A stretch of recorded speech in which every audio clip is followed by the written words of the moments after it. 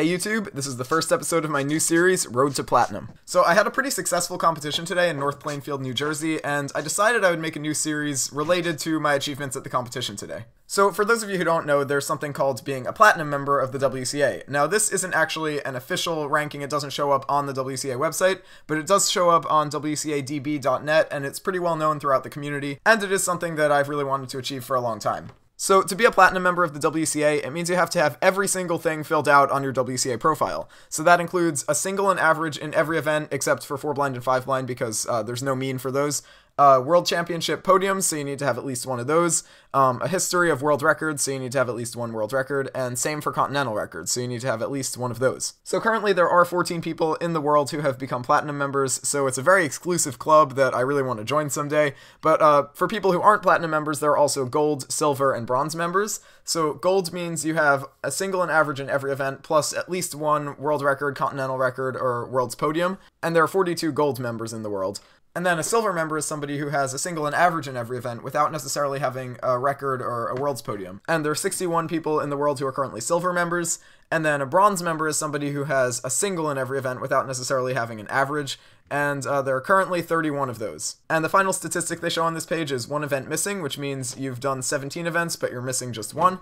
So there are currently 129 people who have that. So really there are only a couple hundred people on this page, and it's really a group of people I want to join, and I've wanted to join for a long time, and I became a lot closer to it today, as you're seeing in this video. So for this series, it's kind of like NC Socks, except it's more cubing related, so I'm just going to be showing some important solves from competitions that are getting me closer to becoming a Platinum member. So anytime I get a 3 blind mean, or a 5 blind single, or any sort of world record, continental record, or world's podium, anything like that, I'm going to make one of these videos, so don't expect them to happen that often, because I'm not that good at cubing to get all these things very frequently, but I do plan to make one anytime I make it a step closer to becoming a Platinum member. So at my competition today, I got my first ever 4 blind success, or at least my first ever official one. I've had a bunch at home, and it was 14 minutes something seconds, I don't really know how many, but I was just really happy to have a success. The time doesn't really matter to me. And I actually got very close to becoming a Silver member today as well, because I almost got a 5 blind single. I was 7 centers off, which was really, really close. So as far as 3 blinds goes, I was very, very close to getting a mean twice today. So there were 2 rounds of 3 blind today. In the first round, I did my first 2 solves, and they were both successes. So I've been going for a mean for a couple years now, and so basically all the solves that you see me do officially are all safety solves, at least until I get a mean. So none of these are particularly fast for me. They're all in like the 2-minute range. I average around 130 when I'm going for speed. But yeah, so I got the first 2 solves in the first round, and then the last solve, I was off by 2 flipped edges, which really surprised me, honestly, because I really went safe with my memo, and I was really, really sure it was all correct. So I don't really know what happened, why I got it wrong, but yeah, that was really disappointing seeing those 2 flipped edges. It was just like taunting me, and I have actually had that happen once before as well. I've had 2 successful solves, and then the last one off by 2 flipped edges. So I've seen it before, and I've gotten through it, but it was very frustrating. And then to make matters even worse, in 3 blind finals, I was really hoping to get a mean again. I really thought I had a pretty solid chance of it, and first 2 solves were successes yet again.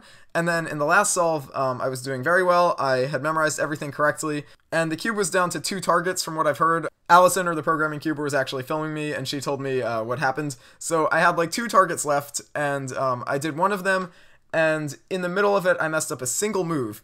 And then I did the next one. And so I would have solved it if I hadn't messed up that single move, and I kind of felt it while I was turning too. But during blind solves, it's really hard to know if you messed up a move or not, so I just kind of went with it anyway. Because a lot of times it turns out that you didn't mess up, and then you ended up messing it up by trying to fix it.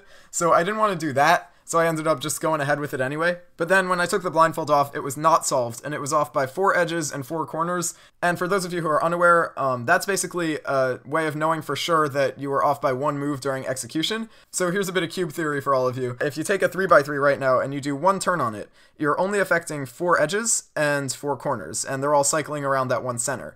So if you mess up a single turn in your solution, those 8 pieces will be the only ones that are affected. So if you finish a blind solve and you're off by 4 corners and 4 edges, even if they're all over the cube and it doesn't look like they're all on one side, that's a pretty certain way of knowing that you messed up a single move during execution, which is really, really frustrating because essentially I was a move off from getting a mean and at least joining the 1 event missing club. But yeah, I was really close, but it didn't really work out. So that's actually my 5th 3 blind mean where I had the first 2 successes and the last one a DNF. But I think I will be able to come back from that in the future and hopefully get a mean soon. I think the next time I'm competing in 3 blinds is going to be at Nationals in Salt Lake City, so that's pretty exciting. Hopefully I'm able to get a mean there, but if not, too bad, and I'll just keep trying. So anyway, that's about it for the inaugural episode of Road to Platinum. Hope you guys enjoyed. Let me know what you think. Obviously, this isn't going to be a frequent series or anything because I need to have a pretty big achievement to make any of these videos. But yeah, I'm going to cut off the audio here, and I'm just going to let you watch the reaction to my 4 blind solve. But yeah, that's about it. Thanks for watching, and I'll see you on my next video.